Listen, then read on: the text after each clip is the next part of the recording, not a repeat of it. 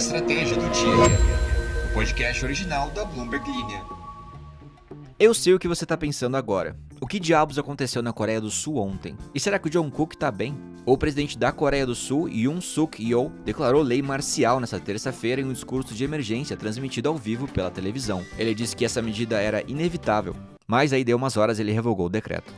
O que aconteceu para ele apelar para a lei marcial? O que é lei marcial? E de novo, será que o Jong-kook tá bem? A gente vai entender essa história hoje. Também vamos falar sobre como a China restringiu a venda de metais para os Estados Unidos e, adivinha só, isso aumentou a tensão comercial por lá também. Não se esqueça de comentar aqui qual música estava tocando antes de começar o episódio do podcast para você. E aqui na descrição tá o link da nossa playlist exclusiva, a Trilha do Dia. Aproveita e entra no nosso perfil aqui no Spotify e se inscreva no podcast, isso ajuda bastante, de verdade.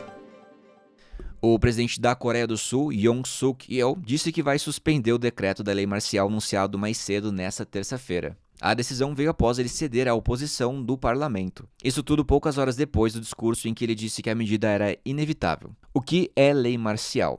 É uma medida temporária adotada pelo governo em situações de emergência extrema, como guerras, desastres ou crises graves. Nesse período, as regras civis normais são substituídas por regras militares. Então, depois de tudo isso, Yoon disse em um discurso televisionado na quarta-feira que vai aceitar a demanda da Assembleia Nacional e vai suspender também a lei marcial por meio de uma reunião do gabinete. Yoon, de 63 anos, simplesmente surpreendeu a nação, os legisladores e os investidores ao declarar essa lei marcial em uma ação de alto risco, que, segundo ele, impediria que a oposição tentasse paralisar o seu governo em meio a uma divisão política que deve se aprofundar acentuadamente. Eu não preciso nem dizer que isso não pegou bem por lá. A medida pegou de surpresa até mesmo os membros de seu partido e aliados estrangeiros como os Estados Unidos. Agora, o futuro político dele vai ser posto à prova. Depois que Yoon anunciou que revogaria o decreto, o Estado-Maior Conjunto da Coreia do Sul disse que suas tropas, que haviam sido mobilizadas para a declaração da lei marcial, retornaram a seus postos originais, segundo a agência Yonhap.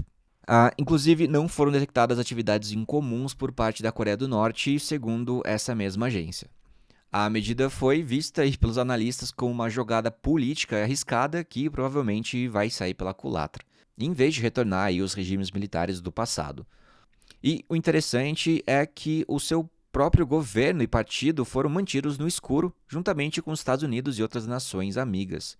Com isso, Yoon criou um momento caótico que o deixou isolado e ainda mais longe de controlar a agenda política daqui para frente. Na manhã de quarta-feira, lá na Coreia do Sul, 190 legisladores do parlamento de 300 assentos votaram para exigir o cancelamento da lei marcial. Tá, mas por que o presidente fez isso? Tipo, tem um botão vermelho gigante na sala presidencial que ele ficou curioso para apertar? Não. Mas se fosse o caso, também seria totalmente compreensível, né? Bom, segundo ele fez isso para proteger a liberdade e a ordem constitucional, que não teria impacto sobre a política externa da Coreia do Sul e que ajudaria a erradicar a influência dos partidários da Coreia do Norte, segundo ele. Uma proclamação divulgada após o discurso proibiu todas as atividades políticas e greves e disse que a mídia estaria sujeita ao controle do comando da lei marcial. A moeda sul-coreana, o won, sofreu sua maior queda desde a crise financeira global, atingindo 1.444, que é seu valor mais baixo em mais de 2 anos, antes de reduzir as perdas. Inclusive, as ações da Samsung, que, caso você não saiba, é da Coreia do Sul, que estão listadas em Londres, caíram até 7,2%, mas depois recuperaram algum terreno. O ministro das Finanças e o chefe do Banco Central se reuniram e prometeram fornecer liquidez ilimitada aos mercados se fosse necessário. E como se isso não fosse suficiente para aumentar a sensação de caos nessa história toda, a maior federação sindical do país convocou uma greve geral, desafiando a ordem de Yoon. O anúncio de impor a lei marcial pela primeira vez desde a democratização da Coreia do Sul em 1987 pegou até mesmo o próprio partido de Yoon desprevenido. Hang Dong-hoon, líder do Partido do Poder Popular de Yoon, condenou a medida e prometeu impedi-la. O que mostra um claro sinal do crescente isolamento do presidente e de sua falta de consulta. A medida também surpreendeu a Casa Branca, levando o vice-secretário de Estado, Kurt Campbell, a dizer que o governo Biden estava observando os acontecimentos com grande preocupação. A decisão abrupta de Yoon ocorreu após meses de disputa e impasses do parlamento entre o governo minoritário do presidente e o principal partido de oposição, o Partido Democrático, mas com pouca expectativa de que o presidente tomaria uma medida tão drástica. Tá, calma, hora do contexto aqui. A oposição vem tentando forçar a aprovação de sua proposta orçamentária no parlamento e apresentou uma moção de impeachment contra o procurador-chefe após meses de tentativas de processar a esposa de Yoon. Além da fratura política, o líder do Partido Democrático, a oposição, enfrentou vários processos judiciais e foi condenado no mês passado por violação da lei eleitoral, o que vai impedir ele de concorrer à presidência se isso for finalizado. E o seu último ato, e vale reforçar aí que o seu último ato aumentou consideravelmente as tensões internas, ao mesmo tempo em que criou uma grande incerteza no exterior quanto às perspectivas de um dos principais fornecedores mundiais de semicondutores e um forte aliado dos Estados Unidos, em um ambiente aí de segurança cada vez mais complexo na Ásia. E olha, embora a lei marcial tenha durado menos de um dia, a instabilidade política que ela vai gerar deve durar 2 ou 3 anos, de acordo com Lee Won-jae, professor de Sociologia da KAIST Graduate School of Culture Technology. Então, você aí, que tá ouvindo, caso você se torne presidente um dia, pensa bem antes de declarar a lei marcial, tá? E não vai falar depois que nenhum apresentador de podcast não te avisou.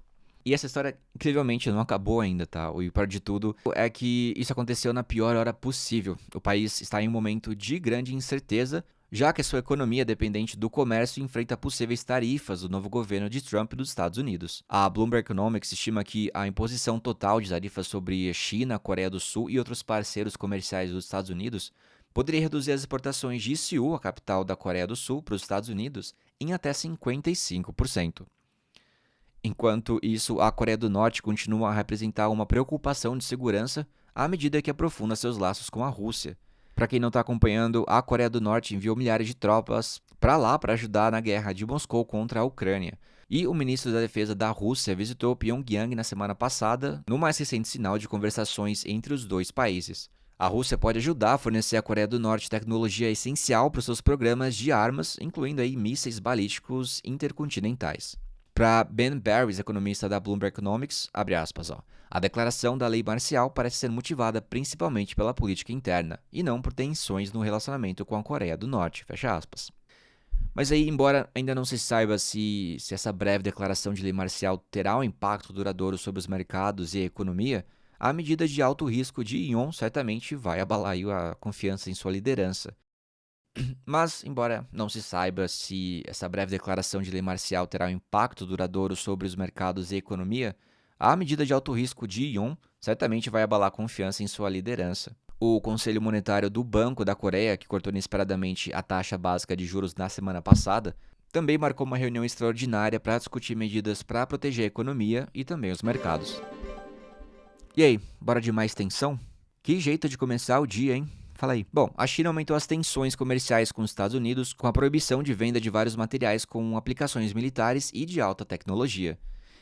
Tudo isso em um movimento de retaliação depois que o governo do presidente Joe Biden aumentou as restrições tecnológicas a Pequim. Vamos lá, galho, germânio, antimônio e materiais super duros não vão poder mais ser enviados para os Estados Unidos, informou o Ministério do Comércio em um comunicado nesta terça-feira. E caso você esteja aí se perguntando, também não tinha nenhum botão vermelho escrito boicote aos Estados Unidos na sala de Xi Jinping. A medida ela foi tomada depois que a Casa Branca, na segunda-feira, impôs novas restrições à venda de chips de memória de alta largura, fabricados por empresas americanas e estrangeiras para a China. Tá, mas por que Biden faria isso? Justamente para desacelerar o desenvolvimento pela China de semicondutores avançados e sistemas de inteligência artificial que possam ajudar seus militares. Os metais visados por Pequim são usados em tudo, desde semicondutores até satélites e óculos de visão noturna. A China é o principal fornecedor global de dezenas de minerais essenciais e as pressões com seu domínio vêm crescendo em Washington desde que o país colocou controles iniciais sobre as exportações de galho e germânio no ano passado. Essa medida fez com que os preços disparassem e alterou também os fluxos comerciais, uma vez que os fabricantes buscaram suprimentos alternativos, enquanto as mineradoras tentaram explorar novos depósitos e os políticos buscaram reabastecer as reservas estratégicas nacionais. Um porta-voz da Casa Branca disse que os Estados Unidos ainda estavam avaliando as novas restrições e procurando maneiras de mitigar o seu impacto, acrescentando que a medida da China destacava a necessidade de diversificar as cadeias de suprimentos essenciais. O Escritório de Indústria e Segurança do Departamento de Comércio não quis comentar. A China se opõe à ampliação das sanções unilaterais que considera ilegais do governo dos Estados Unidos, segundo o ministro das Relações Exteriores, Wang Yi. Ele disse assim, em chinês, provavelmente, mas eu vou traduzir aqui para português, tá? Abre aspas. Pedimos aos Estados Unidos que façam mais para ajudar a estabilizar a relação bilateral e esperamos que o novo governo dê um bom primeiro passo nas interações entre a China e os Estados Unidos nos próximos 4 anos. Fecha aspas. Só o que diz esse relatório no mês passado do Serviço Geológico dos Estados Unidos. Segundo eles, qualquer proibição total de exportação de galho e germânio causaria um impacto de 3,4 bilhões de dólares na economia dos Estados Unidos. Bom, e as medidas anunciadas pelos Estados Unidos na segunda-feira colocaram na lista negra mais de 140 entidades chinesas acusadas de agir em nome de Pequim, com foco em empresas que produzem equipamentos de fabricação de chips, que são cruciais para a busca da China para a autossuficiência em semicondutores. Bom, separadamente, na terça-feira, 3 associações industriais chinesas, representando os setores de internet, semicondutores e automobilístico, pediram que as empresas chinesas tomassem uma decisão cuidadosa ao comprar chips dos Estados Unidos. Tá, e como que tá John Cook? Bom, ele não tá na matéria, então acredito que ele esteja bem. Bom, bora ler aqui alguns comentários. Samara Lins diz que ela ouve da Alemanha o podcast e escuta a gente porque é o podcast que é postado mais cedo. Ela disse que parou de ouvir a playlist Caminho Diário por esse podcast que ela também não gosta e as músicas que se repetem demais. Justíssimo, Naftali Teixeira diz: gente, esse podcast que vocês falam é o da... eu não vou ler isso aqui, mas continuem conversando. E ele continua assim: e eu também parei de escutar o Caminho Diário, só que por conta das músicas, pois saíram muito do meu nicho musical. Abraço, primo Alan. Abraço, Naftali. Dorati diz: bom dia, irei pensar sobre falar a notícia na confraternização da empresa. Por aqui tocou Grenade do Bruno Mars. Isso aí, Dorati. E aí, se você quiser aproveitar e também contar essa da Coreia do Sul, vai ser um grande sucesso. Bruno FC diz: tem 2 podcasts que eu pulo sempre há meses e o Spotify continua entregando eles no Caminho Diário. Fora as músicas que eu sempre pulo e elas sempre voltam. Interessante, porque 2 pessoas comentaram aqui uma dica para tirar esses podcasts que você não gosta. O Lucas e a Laura disseram que é possível abrir a fila de reprodução e retirar o que quiser ou mudar a ordem da reprodução rapidinho. Ela diz que sempre tira aqueles que vocês estão falando em um outro.